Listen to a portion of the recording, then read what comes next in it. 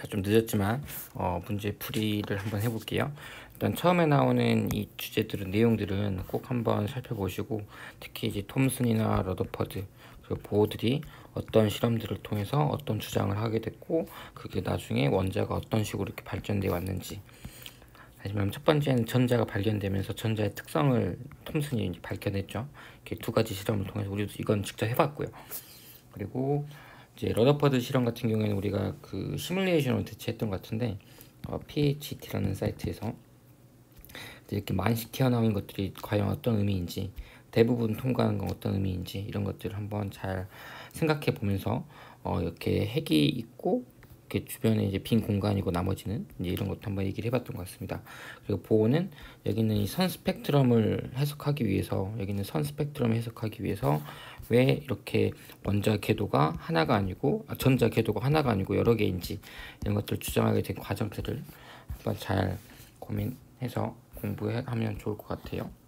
자, 그리고 좀 내려가서 이제 보호가 주장한 모형들이 어떤 게 있는지, 그리고 인정을 잘 받게 된 이유에 대해서 한번 수업 시간에 꼭 다뤘으니까 한번 하시고, 전기력의 특징 이건 꼭 한번 살펴봐야 됩니다. 플러스, 이렇게 플러스가 있을 때 얘네들 사이에서 어떤 힘이 작용하는지, 이렇게 거리가 R이고 Q1, Q2 이렇게 있다면 작용하는 힘이 비례상수 K 있고요. R 제곱에 반비례하고 두 전화량의 곱에 비례하는다. 이거를 이용해서 전기력의 크기를 한번 계산도 한번 해봤고요. 같은 극이면 밀어내고 다른 극이면 잡아당기고, 그와 관련된 거에 대해서 공부를 했던 것 같아요. 전자가 궤도를 옮기기 위해서 어떻게 해야 되냐? 근데 각 궤도마다 전자가 가질 수 있는 에너지 값이 다르다라고 얘기했습니다. 그래서 보면 에너지 값이 가장 기본적인 수소 기준이에요. 수소. 이렇게 계산이 완벽하게 이렇게 된 거는 수소밖에 없어요. 나머지는 다 실험값이거든요, 대부분이. 그래서 이렇게 계산으로 나온, 이론적 계산으로 나온 것들, 보호가 계산한 이 값들. 그래서 다시 말하면 첫 번째 궤도에는 이런 에너지를 갖고 있는데, 두 번째 궤도에서는 마이너스 3.4의 에너지를 갖고 있으니까 이 두 번으로 올라가려면 플러스 10.2만큼의 에너지가 필요하다. 끝에 읽을 때 어떻게 읽으라고 했냐면 일렉트론 볼트라고 읽었어요. 네, 그래서 올라가기 위해서는 에너지를 흡수해야 되고, 낮은 곳으로 가기 위해서는 방출해야 되고요. 높은 데 갈 때는 흡수해야 되고, 이런 식으로 생각할 수 있어요. 에너지는 포텐셜 에너지와 운동 에너지 모두를 생각해 줘야 된다. 보통 얘는 양수입니다. 양수인 이유는 운동하는 거니까 2분의 1 mv 제곱해서 v 제곱이니까 질량도 양수고, 이건 무조건 양수인데 얘가 음수라서 전체적으로 얘가 마이너스 값을 가져요. 실제 이 마이너스가 의미하는 건 이제 속박돼 있다는 소리예요. 누구에 속박돼 있냐면 이 핵에 속박돼 있는데, 저 마이너스가 이제 나중에 전체 에너지가 플러스가 되는 순간 얘는 핵으로부터 이제 완전히 자유롭게 해서 빠이빠이 도망갈 수 있다는 뜻입니다. 수업 시간 거의 대부분 내용은 얘기했으니까 문제를 한번 접근해서 풀어볼게요. 이게 지금 n이 이제 양자수라는 개념이고요. 양자수가 어떻게 보면 그 전자 궤도의 순서라고 생각하시면 돼요. 그래서 첫 번째 궤도, 두 번째 궤도, 세 번째 궤도, 네 번째 궤도입니다. 그래서 보시면 첫 번째 궤도에 해당하는 수소 기준이에요. 수소 기준. 첫 번째 궤도가 딱 그 가장 전자가 가질 수 있는 가장 기본 에너지니까, 이 상태를 우리는 보통 바닥 상태라고 부르기도 한다고 했었죠. 그래서 바닥 상태에서 보면 그때 반지름이 R0라면 한 번 들떠서 두 번째로 갔으면 그때는 반지름이 4R0, 그리고 세 번째 들뜨면 9R0, 네 번째면 16R0, 이렇게 점점 반지름이 제곱으로 커지는 거 확인할 수 있습니다. 자, 그럼 문제를 풀어볼게요. 7R0일 때는 원운동 할 수 있다. 근데 여기 보면은 4R0 있고 9R0인데 7R0에서는 양자수가 존재하지 않잖아요. 이때는 존재할 수 없다, 이렇게 가야 되고요. 전기력의 크기가 작으면 에너지 준위가 높다라고 있습니다. 전기력의 크기는 아까 뭐랑 관련이 있었냐면 K, R 제곱분의 Q1, Q2니까 전기력 크기가 작다는 건 뭘 의미하냐면 이 R이 크다는 걸 의미해요. 네, 반지름이 크면 클수록 양자수가 크다는 거고, 양자수가 크다는 건 들떠서 에너지를 흡수해서 올라간다는 의미니까 이 에너지 준위가 높다라고도 말할 수 있습니다. 아까 나왔던 여기서도 확인할 수 있죠. 여기서도 점점 들뜨면서 에너지 커지잖아요. 자, 그리고 그래서 높다 이건 맞고요. 전기력의 크기가 n이 2일 때랑 n이 4일 때를 비교했어요. n이 2일 때 반지름이 얼마냐면 4R0, 그리고 n이 4일 때는 반지름이 9R0입니다. 반지름이 몇 배 차이 나냐면, 반지름이 몇 배 차이, 이거 9R0가 아니지, 4R0면 여기니까 16R0예요. 그럼 반지름이 4배 차이 나요. 자, 근데 힘은 R 제곱분의 Q1 Q2거든요. 그러니까 R의 제곱의 반비라니까 반지름이 4배 차이 나면 힘은 16배 차이가 난다. 맞는 말이겠죠? 그 답은 니은 같은 거 다 된다 라고 생각해 주면 좋을 것 같습니다. 10번 문제 보시면 지금 n이 4인 상태에서 바닥 상태로 이렇게 에너지가 다운돼서 내려왔으니까 이때는 방출할 거고, 이때도 방출, 이때도 방출입니다. 자, 근데 n이 2로 떨어지는 애들, 이런 애들이 다 이제 발머 계열이었고요. 1로 떨어진 애들이 라이먼 계열. 그래서 발머 계열은 보통 눈에 보이는 가시광선, 그래서 가장 먼저 발견이 됐어요. 근데 라이먼 계열은 에너지가 더 큰 자외선 계열, 그래서 나중에 발견됩니다. 왜냐면 우리 눈에 안 보이니까. 자, 이렇게 생각을 해주고 이제 문제를 한번 풀어볼게요. 진동수가 크다라는 건 뭘 의미하냐면 결국 광자 하나, 그러니까 빛의 알갱이 광자 하나 가지고 있는 에너지가 플랑크 상수 곱하기 진동수라고 했어요. 얘가 프리퀀시 진동수야. 얘가 플랑크 상수고요. 자, 그래서 진동수가 크다는 건 여기가 에너지가 크다는 걸 의미하고요. 여기가 에너지가 작다라는 걸 의미해요. 그래서 에너지가 큰 쪽에 있는 얘네들 에너지가 큰 쪽이니까 이쪽이 라이먼 계열, 그리고 이쪽 B그룹이 발머 계열, 그리고 이쪽 A그룹이 파시엔 계열이다, 이렇게 생각할 수 있을 겁니다. 이렇게 세 개 나왔다고 했죠. 자, 그럼 여기서 AB는 라이먼 계열에 속하고요. 여기가 이제 A, B가 속할 거고, 그리고 C는 발머 계열에 속하겠죠. 근데 지금 B 같은 경우에는 어떤 상황이냐면 라이먼 계열 중에 제일 작은 애예요. 2층에서 1층 떨어진 애. 3에서 1이나 4에서 1 떨어지는 게 훨씬 더 에너지 크겠지. 그래서 2에서 1 떨어지는 게 B야. 여기서 보면 C 그룹 중에서 에너지가 제일 작은 놈이 디귿이죠.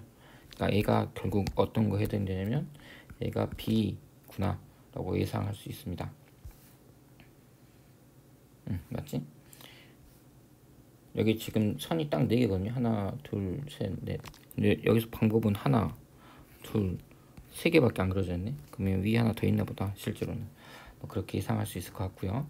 지금 니은 같은 경우에는 발머 계열 중에 제일 에너지가 작은 애거든요. 근데 발머 계열이면 2층으로 떨어진 애들인데 그 중에 제일 작은 건 C가 아니죠. 3에서 2로 떨어진 게 제일 작잖아. 그러니까 이 디귿은 C는 아니다, 이렇게 생각을 하셔야 됩니다. 기억 같은 경우에는 파시엔 계열 중에 제일 작은 놈. 그럼 얘 같은 경우에는 3층으로 떨어지는 애인데 제일 작은 애니까 4층에서 3층 떨어지는 게 제일 작겠죠. 4에서 3 떨어지는 거. 여기 기억에 해당된다라고 보시면 되고, 광자 하나의 에너지는 기억이 디귿보다 크다가 아니라 작다라고 하죠. 진동수가 큰 쪽에 에너지가 큰 거예요. 이걸 꼭 기억하시고, 니은에서 광자 한 개 에너지는 1.89다. 니은은 지금 발머 계열이고요. 잠깐만, 좀 더럽게 있네. 몇 개 지우고, 니은 같은 경우에 니은 빨리 나와라. 니은은 얘는 지금 발머고요. 발머 중에 제일 작은 애니까 3층에서 2층 떨어진 거예요. 그럼 3에서 2층 떨어졌으면 결국 이 에너지 차만큼 에너지를 방출한 거죠.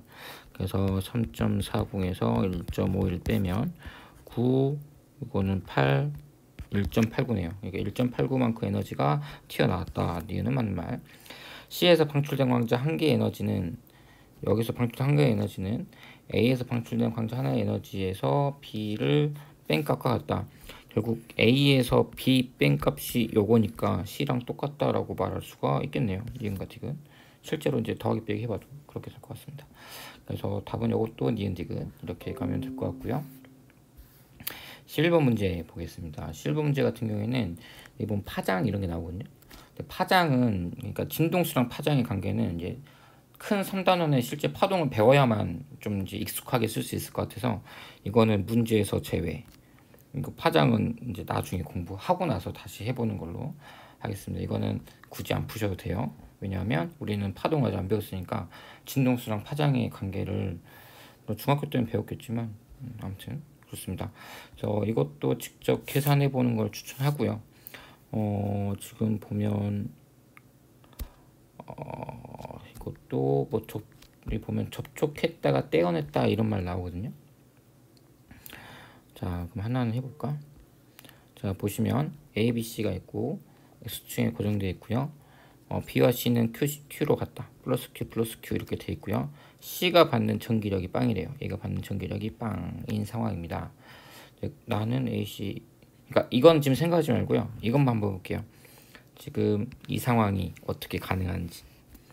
자, 이것만 일단 공부할게요. 딴 거 복잡한 거 하지 말고 이게 0이 될 수 있는 A가 얼마면 될까? 이것만 한번 계산해 보세요.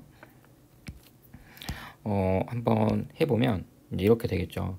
C 같은 경우에는 B 때문에 어디로 힘받냐면 오른쪽으로 힘받아요. 왜냐면 같은 극끼리 밀어내니까.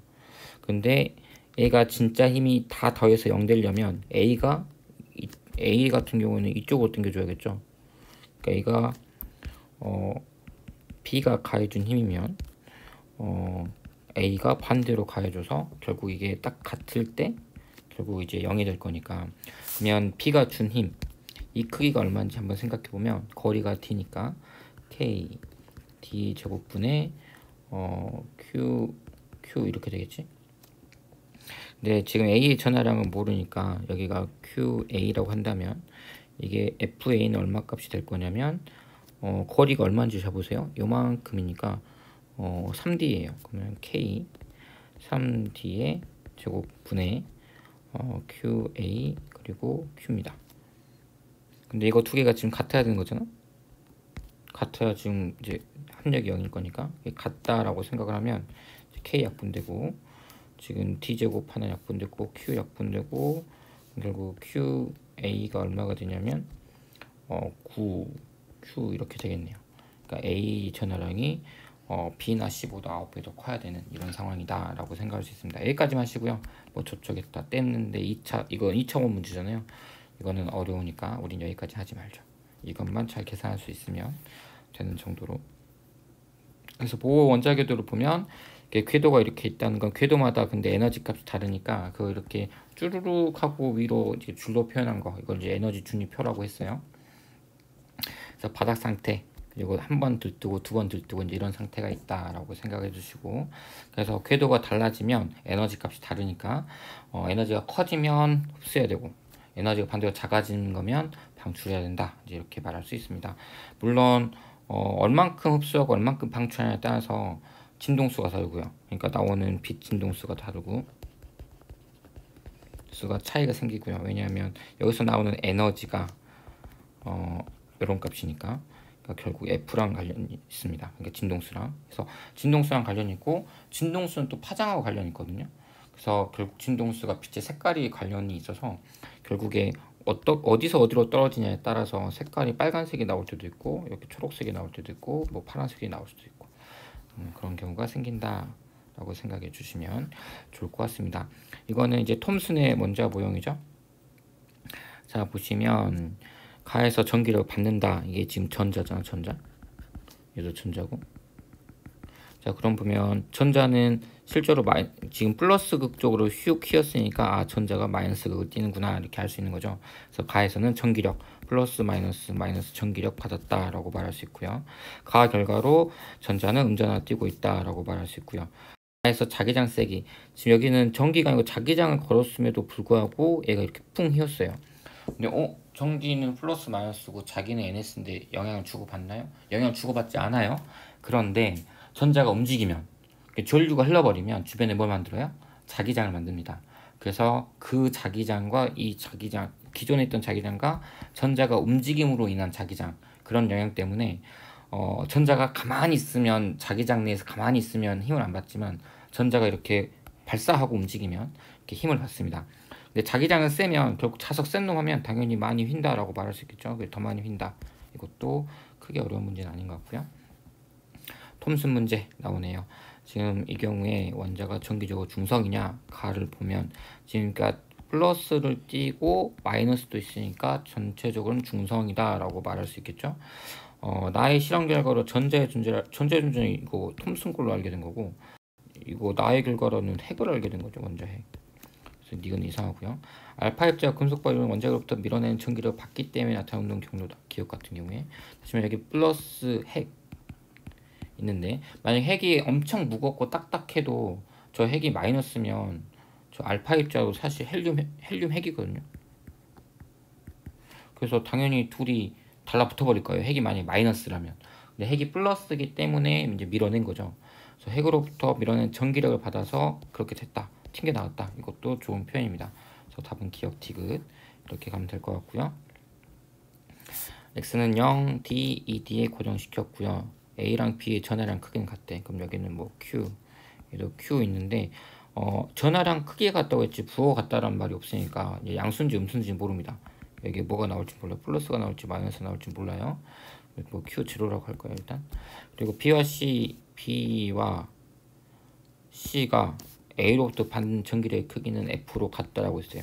그러니까 A가 B한테 주는 힘과, 혹시 이게 오른쪽으로 한다면 또 A가 C로부터 받는 힘도 있을 건데, 이게 두 힘의 크기가 같다라는 겁니다. 그리고 AB 사이에는 서로 끌어당기는 전기력, AB 사이에는 서로 끌어당긴다고 했으니까 하나가 플러스면 하나가 마이너스 이렇게 되겠네. 근데 일단 이렇게 하고 시작을 해보죠. 그리고 또 하나는 이 힘의 크기 같다고 했거든. A가 주는 힘이. 얘는 지금 거리가 D예요. 그러면 A의 크기는 K D 제곱분의 A 전하량 B 전하니까 Q0 즉 크기만 따질게요. 지금 부호는 안 따지고 요만큼이지. 실제로는 끌어당겨져 있으니까 흰 방향이 이 방향이겠네요.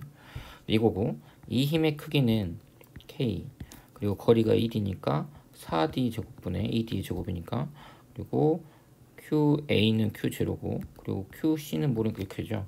얘네들이 같으려면 결국 얘가 4Q0여야 돼요. 왜냐하면 분모가 4배 차이 나니까. 그러니까 전하량은 C가 A의 2배가 아니고 4배의 차이가 나야 된다라고 말할 수 있습니다. B와 C 사이는 서로 끌어당긴다라고 했는데, 지금 볼게요. A와 C 사이는 서로 밀어낸대요. 그러니까 A가 플러스면 얘도 플러스여야 됩니다. 잘 그렸네. 얘 플러스 4Q0로 해야 되지. 4배 차이 난다고 했으니까. 그러면 B와 C 사이는 서로 끌어당긴다. B는 지금 마이너스고 C는 플러스니까 서로 끌어당긴다. 맞네요.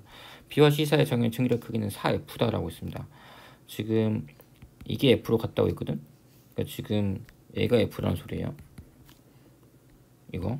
근데 B와 C면 얘네 둘이잖아. 그러면 거리는 D제곱이고 B는 전하량이 Q0인데 C는 전하량이 4Q0니까 4배 차이 나는 거 맞겠지? 그러니까 이것도 맞네요. 4번 기억인데 이렇게 가면 될 것 같고요. 10번도 이렇게 파장이 나오는 문제는 안 할 거예요. 대신에 이제 진동수로는 생각을 할 줄 알아야 돼. FB, FC, FD 이렇게 한다면 지금 이런 관계는 성립을 해요. 그러니까 얘 크기만 비교하면 이 크기는 1층에서 4층까지 흡수한 거지. 근데 지금 C는 1층에서 2층, 그리고 A는 4층에서 2층입니다. 그러니까 크기만 따지면 결국 얘네 둘은 방출이고 얘네 둘은 흡수겠지만 그 진동수의 크기만 따져보면 FD 값이 뭐랑 같냐면 FC 더하기 FA랑 같아야 돼요. 여기 칸, 이 칸 두 개 더한 게 전체랑 같아야 되니까 이런 관계는 있다라는 정도. 언제 흡수하고 언제 방출하는지 그런 것쯤은 할 줄 알아야 된다 하시고 그 다음 쭉 에너지 띠 하면서, 그러니까 에너지 준위 배운 다음에 이제 이게 고체 상태에서는 에너지 띠 형태로 존재한다 라고 하면서, 여기 있는 이 문제들은 수업 시간에 다 풀어준 것 같은데 그래도 해야 되나? 그래도 이거를 바라고 한 건가? 안 풀어준 것만 풀어주면 되는 건가요? 시간이 빨리 풀면 풀 수도 있겠다만 이 정도니까 빨리 합시다. 보시면 원자가 하나일 때, 많을 때 에너지 준위, 에너지 띠 이렇게 했었죠. 한 개에서 에너지 준위는 불연속적이다. 그래서 이걸 보통 우리는 양자화 되어 있다 이렇게 부른다고 했어요. 그래서 기억 맞고 두 개의 A가 매우 가까워지면 두 개가 만들어진다. 여기는 안 나왔지만 그러고 매우 많으니까 마치 띠 형태가 된다. 사실 이 띠도 자세히 보면 굉장히 많은 에너지 준위의 결합이다 라고 말을 했었죠. 그래서 같은 에너지띠에 있다고 하더라도 에너지띠 안에 엄청나게 많은 에너지 준위가 있기 때문에 여기 있는 전자랑 여기 있는 전자는, 위에 있는 전자는 엄연히 에너지 크기가 다르다라고 말해야 됩니다. 에너지 준위는 다르다. 답은 기억니은 11번. 자, 다음 11번 문제를 볼게요. 이 같은 경우도 한번 보면 지금 에너지가 점점 올라가고 있죠. 허용된 띠, 여기는 허용되지 않는 띠 틈이 있고요. 그러니까 지금 여기서 최소한 여기 있는 전자가 여기까지 가는 게 가장 작은 에너지를 얻어서 올라갈 수 있는 방법이니까 그 크기가 이제로다. B에 있으면 자유전자다. B에 있는 게 아니라 A에 있어야 자유전자예요. 이걸 A로 바꿔줘야 되고, 이제로가 작으면 전기전도 좋다. 이제로가 작으면 쉽게 올라갈 수 있으니까, 올라가면 자유전자가 되니까 쉽게 전기 전도성이 더 좋아진다라고 말할 수 있겠네요. B에서 A로 전이하는 전자가 흡수하는 최소한 뭐 이것도 방금 아까 했던 말이니까. 13번 보시면 원자가 띠에 있는 전자가 열을 받아서 에너지를 흡수해서 올라갑니다. 그러면 이제 자유전자가 되는 거고, 얘는 밑에 있는 애를 양공이라고 부른다고 했어요. 0켈빈일 때는 열 에너지가 아예 없으니까 전자가 에너지를 얻어서 올라갈 수 없어서 이 상태를 유지하는 게 맞아요. 얘가 0켈빈, 얘가 이제 300켈빈. 문제에서 하나가 0이고 하나가 300이라고 나와 있으니까, 그래서 0켈빈이 기억가 맞다. 기억은 원자 사이를 자유롭게 이동할 수 있다. 왜냐면 자유전자니까. 니은은 다른 전자가 채울 수 없다. 아니, 좀 밑에 있는 전자 이렇게 올라오면 되는 거죠. 그러니까 없지 않습니다. 답은 3번. 자, 이 문제 같은 경우에도 순수 반도체, 그리고 얘 같은 경우에는 체각전자가 5개짜리 뭔가 5개짜리에서 여기 하나가 남아있는 상황이네요. 그래서 얘가 자유전자 역할을 한다고 했어요. 전기전도성은 A가 B보다 안 좋습니다. 왜냐면 여기 자유전자 하나 더 있잖아. 그러니까 당연히 B가 더 좋겠죠. B는 P형이 아니고 전자가 하나 더 있으니까 N형이고요. 마이너스. 그 B에서 네거티브에서 이제 좀 전자가 많으니까 전자가 마이너스 띄어서 네거티브 이렇게 부르기도 해요. B에서 불순물 농도를 조절해서 전기 전도도를 조절할 수 있다. 물론 이 P가 몇 개 주냐에 따라 몇 개를 넣느냐에 따라서 결국 자유전자 개수를 조절할 수 있기 때문에 조절 가능합니다. 그래서 맞는 건 디귿 하나 이렇게 가야 되겠네요. 15번 문제. 지금 이거 둘 차이를 잘 봐야 돼요. 얘는 지금 자유전자를 만들어냈고요. 얘는 여기 있는 에너지 준위를 하나 새롭게 파서 여기 있는 전자가 쉽게 올라가서 여기에 또 새로운 양공을 만들어낼 수 있는, 얘가 P형, 얘가 N형이다. 이렇게 공부하셔야 됩니다. 가의 에너지띠 구조는 나다. 가 같은 경우는 지금 전자는 있으니까 N형이죠. 그러니까 나 맞다 이렇게 할 수 있고요. 다는 P형이니까 원자과 전자가 5개가 아니고 3개짜리여야 되지. 얘가 5개짜리 N형이고 이렇게 연결이 되는 거고, 다의 에너지띠 구조를 하면 이거 N형 P형 합치면 NP 다이오드 만들어지죠. 다이오드. 그러니까 종료작용 할 수 있는 LED 생각을 하면 만들 수 있다. 그래서 기억과 디귿 이렇게 가겠습니다. 20번 문제. 지금 이렇게 전류가 흐르고 그 전압을 이렇게 주면 어떻게 주냐면 다이오드 입장에서는 한 번은 순방향일 거고 한 번은 역방향인데, 역방향일 때는 전류가 아예 안 흐르니까 지금 이때가 문제에서 2분의 1t일 때가 순방향이래요. 그러니까 순방향일 때는 전류가 흘러요. 근데 역방향일 때는 전류가 아예 안 흐르니까 밑으로 흐를 수가 없다는 소리야. 그러니까 실제로는 이때는 전류 흐르고 이때 안 흐르고 이때 전류 흐르고 안 흐르고, 그래서 답은 2번으로 가야겠죠. 자, 18번이 더 쉬우시고 19번, 17번이 더 쉬우니까 이거 먼저 하겠습니다. 결유전원 연결할 수도 있고 직류전원 연결할 수도 있는데, 문제를 읽어보면 A에 연결할 때 LED1 요놈이 전자 양공이 결합했다. 결합했다는 건 전자가 양공으로 들어갔다는 소리거든요.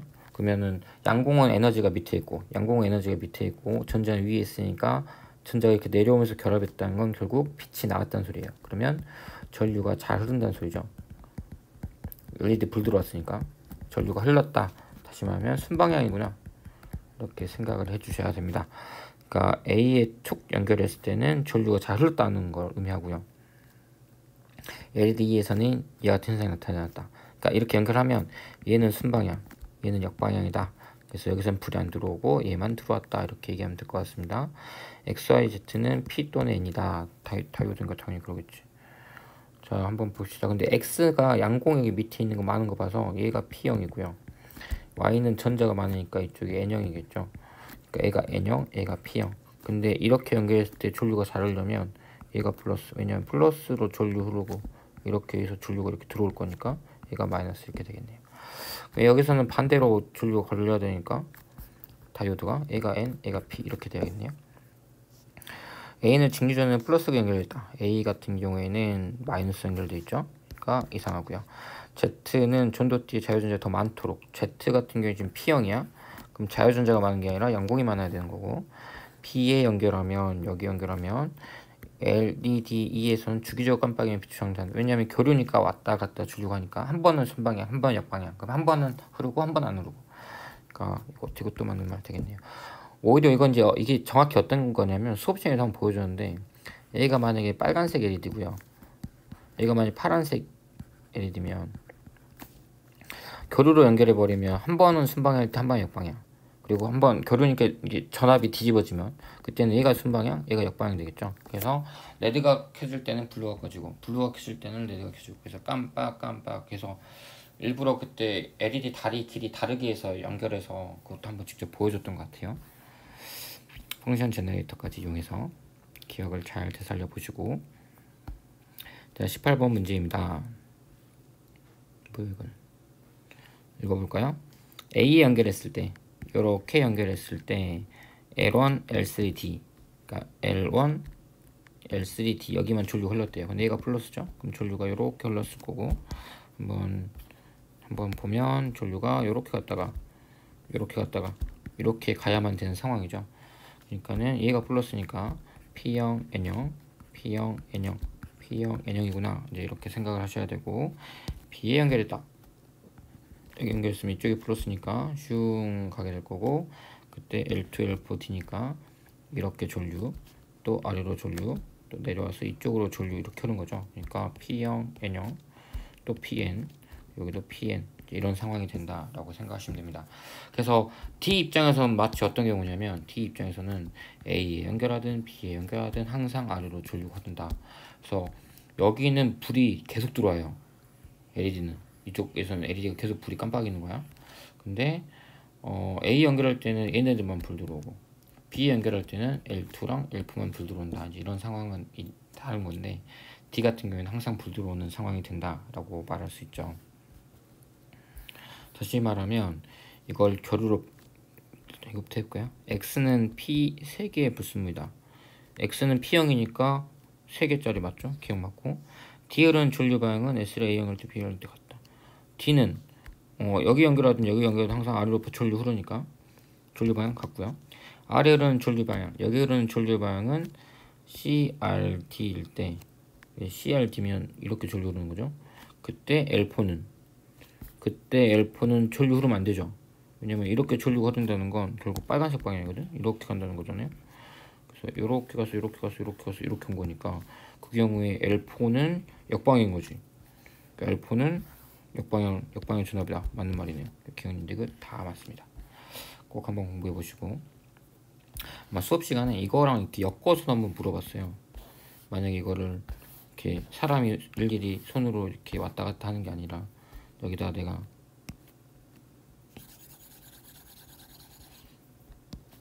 만약에 바뀌어 이렇게 좀 두껍게 할까요? 여기를 이렇게 교류를 걸어버리면 어떻게 될까에 대한 얘기도 했던 것 같아요. 아까 봤지만 이 같은 경우에는 계속 전류가 아래로 흐르겠지만 지금 조합이 그렇게 돼 있으니까 이렇게 흐르겠지만, 얘는 아니에요. 얘는 한 번은 이렇게 흐르고 한 번은 이렇게 흐르니까 R은 전류 흐르면 마치, 그러니까 여기는 이 R은 얘랑 똑같아요. 얘랑 똑같단 말이 이게 무슨 말이냐면,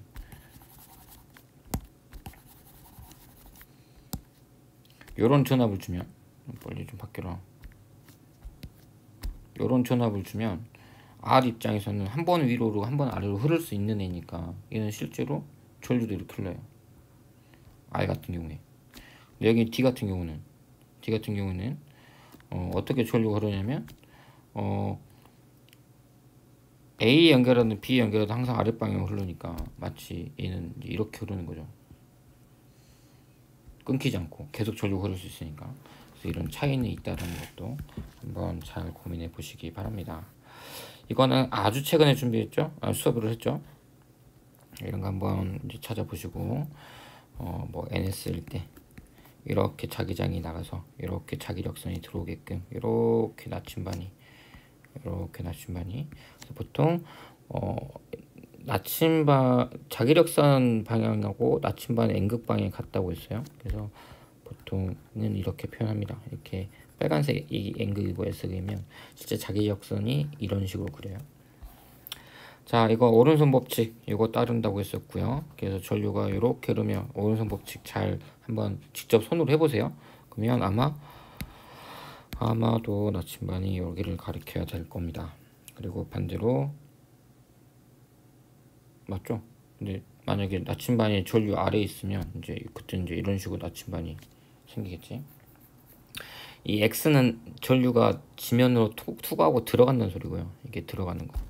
X가 지면을 뚫고 그리고 이렇게 그리는 게 있어요. 이렇게 점. 이거는 지면을 나오는 이런 상황이다 라고 써있고, 이것도 오른손을 잘 그려보면 이렇게 전류가 흐르는 거, 아니 자기장이 생기는 거 확인할 수 있습니다. 그러면 이제 이렇게 나침반이 이제 이동을 하겠죠. 이 같은 경우도 이때는 전류가 돌고 있으니까 그때는 얘가 전류, 그럼 그때 엄지가 내부에서의 자기장이라고 했어요. 그래서 이것도 잘 해보면 전류가 이렇게 흐르는 거거든요. 그래서 한번 해보면 이렇게 자기장이 생기겠네요. 마치 이쪽에 N극, 이쪽에 S극인 것처럼 이렇게, 그리고 뭐 이렇게 자기력선이 생기겠지. 그래서 이렇게. 자, 뭐 전류가 흐르면 주변에 자기장이 형성되고요. 전류에 의한 자기장 방향은 여기 오른나사 법칙을 따른다라고 수업 시간에 분명했습니다. 얘가 강, 얘가 상, 얘가 반이었고요. 각각의 특징 구분해서도 얘기해봤어요. 여기 자기구역, 자구라고 부르기도 했었고, 어떤 차이가 있는지 이건 실제 실험으로 해봤죠. 이 스테이플러 심에서 얘가 강자성체였어. 이유는 실험 결과를 잘 생각해보면 생각할 수 있고, 자기를 깨는 물질들 자성 원리에서 왜 그래야 되는지, 왜 원자 하나하나가 자석의 역할을 하는지, 결국 전자가 가만히 안 있고 핵 주변을 돌기 때문이다. 이런 얘기도 했던 것 같고요. 사례를 수업 시간 안 해줬던 것 같아서 혼자 공부해도 되는데 간단히 얘기하면 이거예요. 얘가 스피커거든. 뭐 이상한 거 있네. 이거 스피커고요. 인쇄가 잘못됐네요. 이거 아니에요. 이거 얘는 스피커고 얘는 그거예요. 전류 흐르면 자석되는 거. 전자석을 이용해서 무거운 고철 덩어리 이게 드는 자석의 장점은 이게 무거운 거 쇠 같은 거를 쉽게 들어 올릴 수 있지만 문제는 어디 가서 이제 놔둬야 되는데 자석은 안 놔둬지잖아요. 그래서 전류를 주면 붙고 전류를 끊으면 분리할 수 있게끔, 그래서 이런 걸 보통 전자석이라고 부릅니다. 자, 스피커 전류 신호를 주면 이거를 뭘로 바꾸냐면 소리로 바꿔주는 역할을 합니다. 직접 오늘 마지막 수업할 때 한번 제대로 멋있는 거 하나 보여줬죠. 아무튼 그래서 결국 여기서 소리 신호를 보내줘요. 소리 신호를 뭘로 바꿔서? 전류로 바꿔서. 그럼 전류로 바꾸면 주변에 자기장이 이렇게 생기겠죠. 이쪽 방향 생길 때도 있고 이쪽으로 방향 생길 때도 있고, 그리고 여기 자석이 있습니다. 그러니까 지금 전류에 의해서 자기장이 이렇게도 생기고 왼쪽으로도 생기니까 자석 입장에서 이쪽이 자석이 N극이라고 하면 붙을 때도 있고 밀어낼 때도 있겠죠. 그러면 결국 진동이 나요. 그럼 진동판에 의해서 여기 있는 공기 입자들을 막 떨게 할 거니까 그게 이제 소리로 이제 전달이 된다라고 생각해 주시면 되고요. 뭐 전자석 아까 얘기했고, 지금 이게 하드디스크거든요. 컴퓨터 번치에 있는. 보통 하드디스크는 요즘 노트북은 거의 다 SSD 쓰고 이제 뭐 그런데 아무튼 데스크탑 같은 게 아직도 HDD를 많이 쓰는데요. 얘가 강자성체예요. 스테이플러 침처럼. 그래서 한번 자화 걸어주면 그 상태 유지합니다. 그래서 얘 같은 경우에는 어떻게 하냐면 여기서 전류를 흘려주면 여기 전류가 흐르니까 주변에 자기장을 이쪽 아니면 이제 이쪽으로 만들어내겠죠. 이렇게 해서 이쪽에 N극이 되거나 이쪽에 S극 이런 식으로. 그래서 얘가 우리 보통 컴퓨터 게임은 윙 하고 돌잖아요. 뭐가 도는 거냐면 얘가 돌고 있는 거거든. 얘가 이렇게 윙 하고 돌고 있는 거거든요. 그때 전류를 흘러주면 여기 자석이 있고 그 자석 방향에 따라서 얘네들이 자활을 합니다. 전류를 이렇게 흘러서 자기장을 이렇게 만들 수도 있고 반대로 자기장을 이렇게도 만들 수도 있으니까 자화 방향을 마음대로 바꿀 수 있어요. 그럼 만약에 이쪽을 1, 이쪽을 0으로 이제 약속을 해버리면 1, 1, 0, 1, 1, 0 이런 식의 이진법에 이제 신호가 데이터가 저장이 되는 거죠. 어차피 컴퓨터는 1 아님 0으로 데이터로 인식하니까 결국 이렇게 하면은 정보 저장 혹은 불러내는 것도 가능하다라고 했습니다. 렌츠의 법칙, 이 법칙 꼭 생각하시고 방향, 밀당. 근데 시험 볼 때 밀당의 법칙 쓰면 큰일 나. 이거 정답 인정 안 해줍니다. 나중에 수업 시간에 이렇게 말했잖아요. 이렇게 막 울고 질질 짜면 안 돼. 밀당이라고 하면 안 되고 실제로는 렌치의 법칙이라고 해야 돼요. 근데 이제 풀 때만 밀당으로 생각해야 된다는 거예요. n이 다가오니까 n을 밀어내. n이 도망가면 붙잡아야 돼. s가 다가오면 밀어내. s가 도망가면 붙잡아. 그러면 여기 n이 되게끔 전류가 흐르려면 결국 이렇게 전류가 흘러야 됩니다. 전류 방향을 이렇게 한번 더 공부하시면 어렵지 않게 다 하실 수 있을 거예요. 자, 그래서 여기 있는 마이너스가 렌치의 방향, 렌치의 법칙. 다시 말하면 방향을 결정하는 거였고요. 얘가 뭐였냐면 자속이었어. 그래서 시간당 자속이 얼마큼 많이 변하냐. 그게 결국 전압의 크기를 결정하고요. 전압의 크기를 결정한다는 건 결국 전류의 크기를 결정하는 거예요. 그래서 전류가 큰 전류를 키우기 위해서는 결국에 이 값이 커야 된다. 혹은 n을 가문수를 늘리거나 혹은 시간당 많이 변해야 되니까 빨리빨리 움직이거나 이런 식으로 생각해 볼 수 있다라는 겁니다. 한 학기의 절반을 수업 듣느라 수고했고요. 잘 정리 마무리 잘해서 시험 잘 보세요.